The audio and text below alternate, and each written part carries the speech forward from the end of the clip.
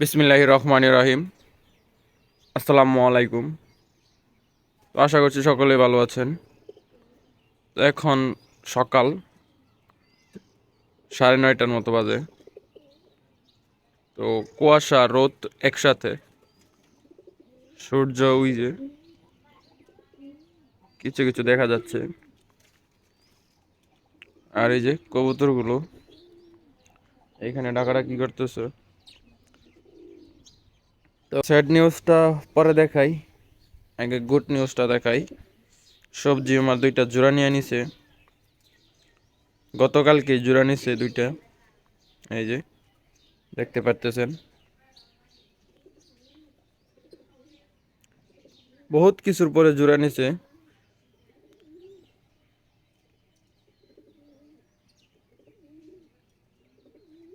আর sad নিউজগুলোর মধ্যে একটা হলো এই যে,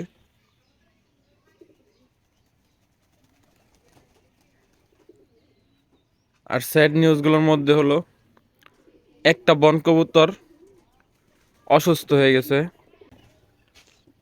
একটা বন কবুতর অসুস্থ হয়ে গেছে। এই যে এটা এখানে আটকে রাখছি, এটা ট্রিটমেন্ট করতেছি।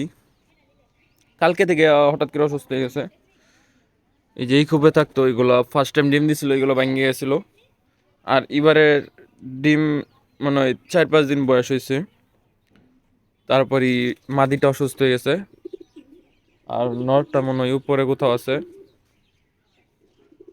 আর আরেকটা বন কবুতরের বাচ্চা চইলা গেছে গা, 3 দিন যাবত আসে না।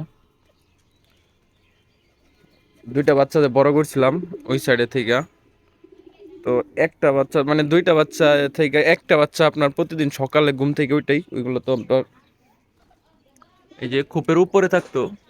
তো ওইগুলো আর খোপ আটকানো বা কোনো ধরনের বাধা ছিল না, তাদের তাদের মন মতন যখন ইচ্ছা আসতে পারতো, যাইতে পারতো। তো হঠাৎ করে প্রতিদিন সকালবেলায় যাইতো গা, সন্ধ্যার দিক দিয়ে চলে আসতো।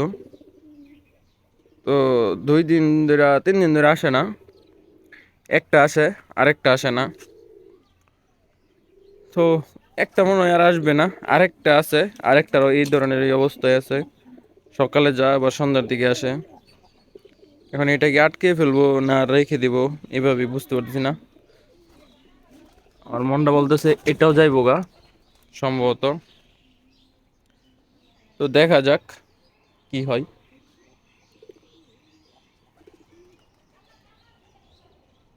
একটা পাগলানো রে, দেখেন পানির মধ্যে সূর্যটা কত সুন্দর দেখা যাচ্ছে। আর এই যে কবুতরগুলো, কবুতরগুলোকে এখনো খাবার দেয় নাই। আর এই যে খাঁচায় আটকানো কবুতরগুলো, এক ভাইয়া কমেন্ট করছিল যে সিরাজির মাদিটা যেন ওপেন করে দেই। তো আসলে ভাই এটা ওপেন করি না আমি একটা কারণে, আমার এটা ভাই আটকায় পালার কোনো ইচ্ছা নাই। কিন্তু একটা সমস্যা হয়েছে, সিরাজি কবুতর আপনার বেশি উঠতে পারে না জানেন, যার কারণে প্রায় সময় এই যে পানিতে পড়ে জায়গা। আমার এই দিকে কিন্তু বেড়া নাই, এই যে এদিকে কোনো বেড়া নাই। অনেক কবুতরই পানিতে পড়ে মাঝে মধ্যে, কিন্তু সিরাজিটা বেশি পড়ে যা, এটা উঠতে পারে না। আর বৃষ্টির দিন হলে তো কোনো কথাই নাই, শরীরে একটু ভিজলেই পানিতে পড়ে যা। যার জন্য আমি সিরাজির মাদিটা আটকে রাখছি। এমনি কোনোভাবে কোনো সমস্যা নাই, এক পানিতে ওর বালুর জন্য আমি ওর আটকে রাখছি। আমি আসলে এই জায়গাটা সিরাজি কবুতর পালার উপযুক্ত না, কারণ সিরাজি কবুতর আবদ্ধ অবস্থায় পালতে হয় বা জায়গা, এইখানে তো আপনার নিচে ফিশারি, তো এখানে কবুতর পড়ে গেলে উঠে আনা একটু সমস্যা হয়ে যায়।